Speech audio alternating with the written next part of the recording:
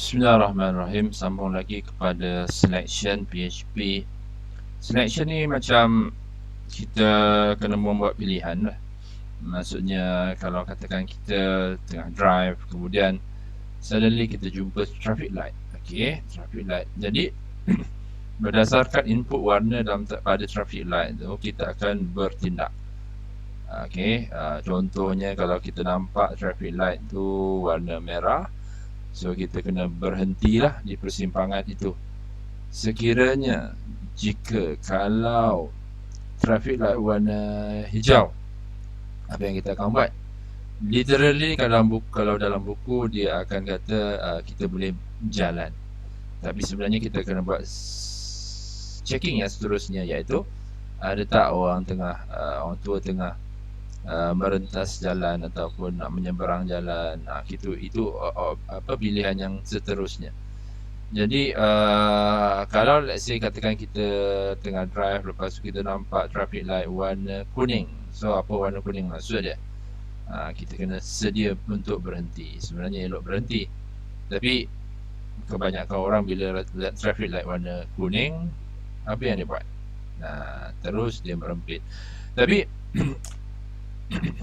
so dalam kecerdasan buatan juga itu adalah simple if else ataupun pilihan ataupun selection, yang mana kita kena programkan, developer kena programkan apa step yang seterusnya perlu dilakukan oleh program in case dia mendapat input yang sedemikian lah. Tapi untuk membolehkan program kita sedikit bijak dalam PHP ataupun kebanyakan programming language, kita boleh membuat perbandingan. Contohnya macam so kita ada simbol ini merujuk kepada maksud equal ataupun sama nilai. Contoh dia kalau macam program jumpa kalau 100 sama dengan 100 atau satu pun boleh ubah bernilai 100, then apa yang kita akan buat? Contoh lagi kalau tak sama nilai, ini tak sama nilai, ataupun ini lebih kecil daripada sama dengan. Contoh macam kita buat grading kan, seorang pelajar yang dapat 80 markah ke atas boleh kita katakan sebagai dapat A. So contohnya kalau kita test mark 80 ke atas, so yang ini akan dapat result A, contoh dia, grade A, contoh dia lah. Kalau equal to kosong, contohnya macam markah equal to null, kosong, itu maksudnya something else. Mungkin kita boleh katakan bahawa dia tidak hadir, contoh dia macam itulah. Ini adalah simbol-simbol yang biasa. Ini adalah bersamaan, tidak sama dengan, lebih kecil daripada, kurang daripada, besar daripada, lebih besar, less or equal to, greater than or equal to. Itu contoh-contoh yang kita boleh gunakan ataupun komputer boleh gunakan untuk comparison. Tapi macam mana kita nak masukkan comparison ni dalam programming kita? Kita terpaksa menggunakan if. Satu daripadanya kita gunakan if else. Ada juga switch case, tapi saya personally suka guna if else sajalah. Saya tak rasa kita perlu untuk pergi kepada switch case. So switch case tu kalau korang nak belajar sendiri, sila rujuk switch case. Tapi sekarang ni kita nak lihat apa itu if else.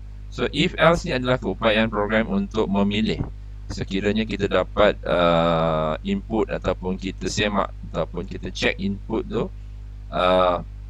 ataupun situasi lah. Contoh dia macam yang kita akan buat kat sini adalah contoh ya. Kalau katakan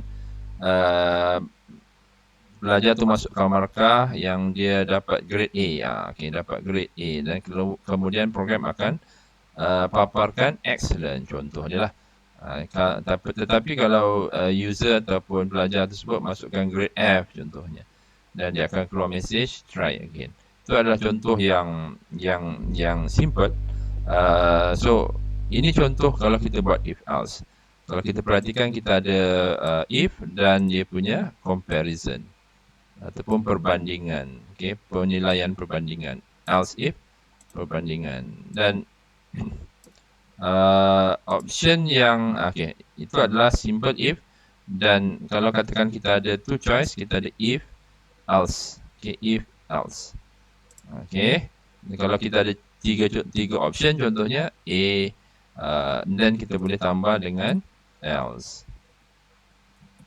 Okey, else apa kita akan buat?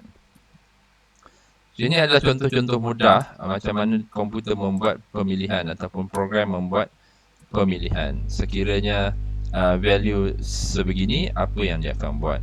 Sekiranya input begini, apa yang dia buat? Okay.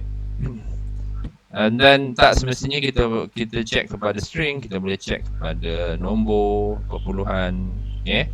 Ataupun contohnya macam arahan. Okay, ini contoh yang kita akan buat. Kita akan buat begini.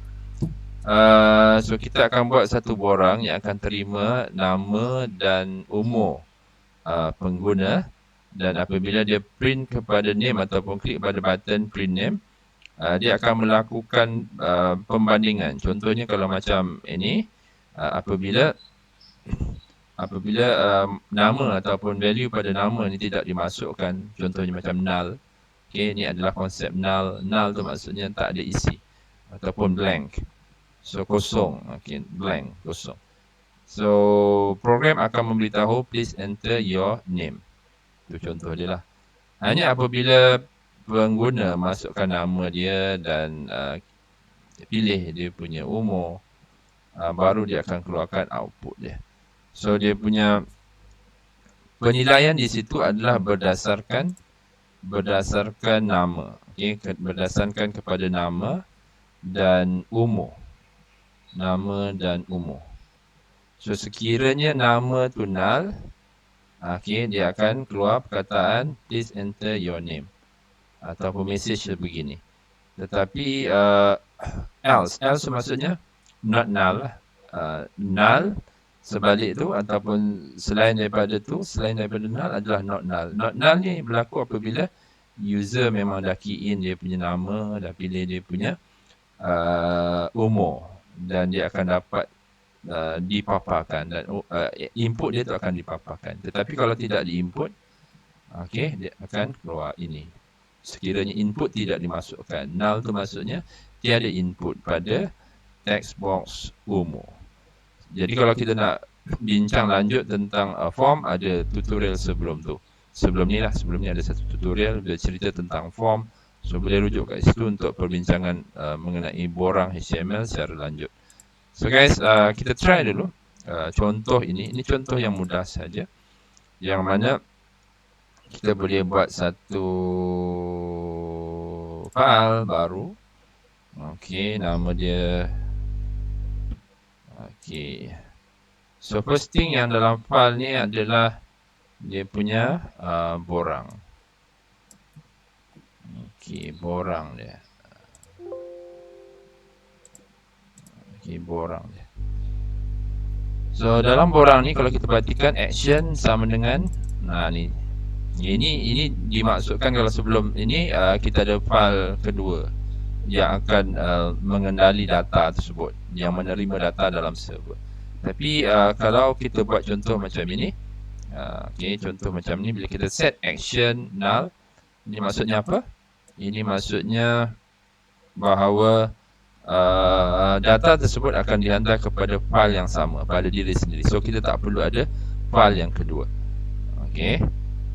So kat sini ada dua text box. Satu merujuk kepada type text yang akan menerima nama, your name. Dan yang kedua adalah type number. Number ni akan dia membenarkan kita hanya masukkan nombor sahaja. Okay? Bukannya string biasa, just nombor saja. So dikawal, input tersebut dikawal. Dan kita set nama dia age.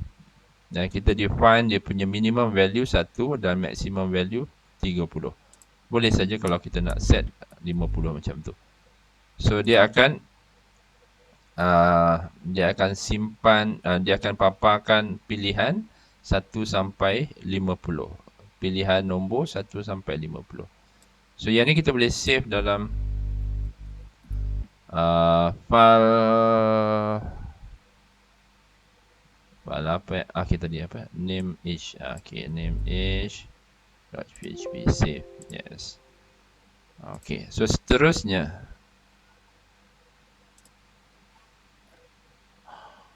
Okay, dan seterusnya nampaknya kita terpaksa kodkan dia. Dan seterusnya apabila kita nak proses nombor tersebut. Okay, proses nombor tersebut kita kena masukkan sini output dia. Okay, output di sini. Ini adalah tempat di mana kita akan proses PHP.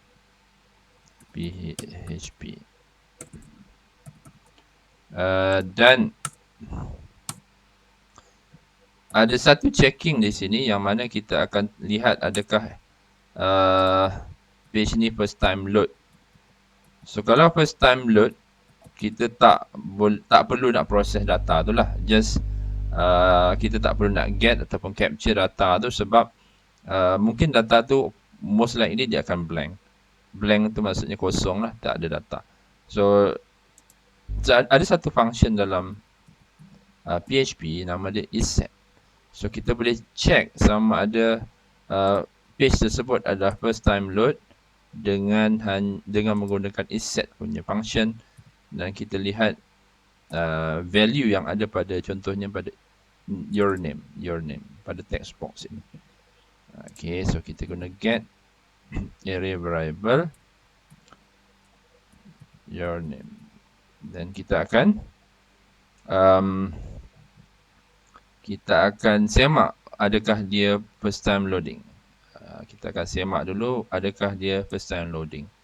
Kalau dia first time loading, maksudnya kita tak perlu nak buat apa-apa lah. So tak perlu nak else ataupun else if ke whatever it is. Okay, so tapi kalau dia first time loading,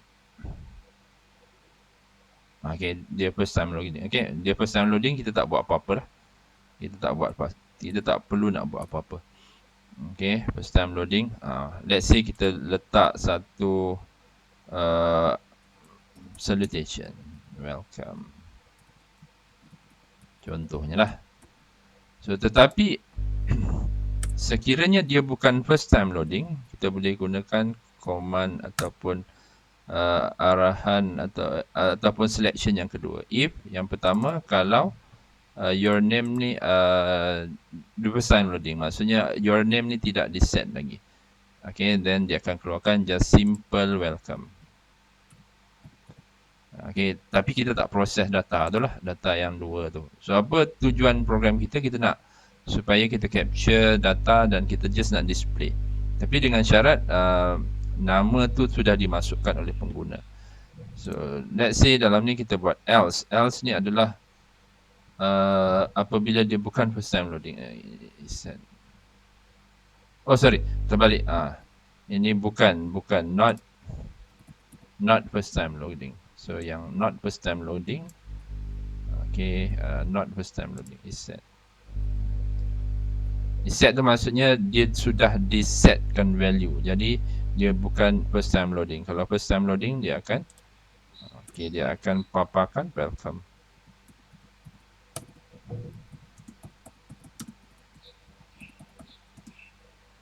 First time page loading. So kalau data your name ni sudah di set ataupun sudah diberi oleh atau dah key in ataupun second time ataupun dia dah submit dah, okay, submit. So bila kita submit, dia akan masuk kepada sini isSet, maksudnya sudah di set.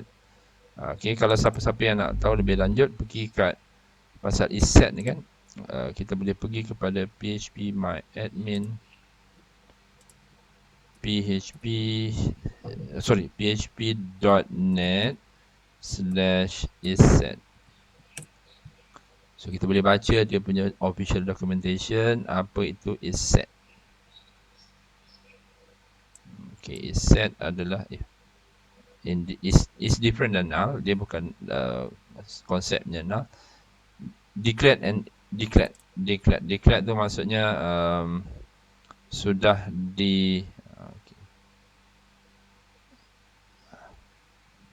di declare lah ataupun sudah diisytihar variable dia. So ini biasanya saya gunakan untuk checking bahawa page tu adalah first time loading ataupun sudah ditekan submit button. So is set. Okay, is set. So selepas kita identify, kena pasti dia adalah not first time loading. So kita boleh lihat ataupun kita boleh checking sama ada your name sudah your name ada has value. Has value tu maksudnya sama ada dia null ataupun not null. So kita boleh check dengan kita dapatkan your name sama dengan get array variable. Kita masukkan di sini your name. Okay, dan yang kedua adalah age. So kita lihat value age. So ni kita cuma nak check untuk value your name. So let's say your name adalah null. Okay, null tu maksudnya dia tak ada value. Your name has no value. No value tu maksudnya dia blank. Blank tu maksudnya kosong, tidak di key in apa-apa. So kita boleh bagi satu message mengatakan bahawa please enter your name. Contoh dia lah. Okay, itu satu checking yang mudah. Sepatutnya data tu dah dimasukkan, then kita akan okay, your name has value. Else ni maksudnya yang ni null, your name null, maksudnya ini adalah your name not null. Jadi bila kita dapat not null, kita cuba paparkan value your name dan apa? Age dia. Age, please enter your name. Your name is $, your name.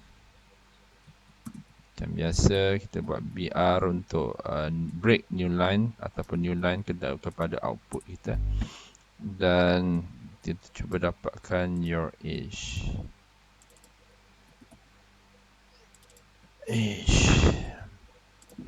So itu contoh yang mudah untuk kita buat checking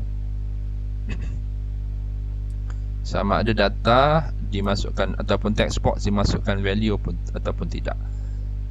Okay, so kita boleh check not null. Null ni maksudnya tiada value. Jadi kita boleh minta bagi arahan supaya masukkan value. Okay, so kita lihat kita lihat pada output ya. Sekali lagi kita lihat pada Laragon dan minta dia bawa kita kepada localhost. Ni localhost. Folder kita mana? Saya punya PHP Carol. Itu adalah folder kita. Klik di PHP Carol. Kita ada name age. Klik di sini. Okay, welcome. So ni first time. First time kita masuk, dia akan dapat welcome. Arahan welcome di sini. First time kita masuk, data pun tak ada. Submit pun belum dihantar. So dia akan dapat dia keluarkan welcome.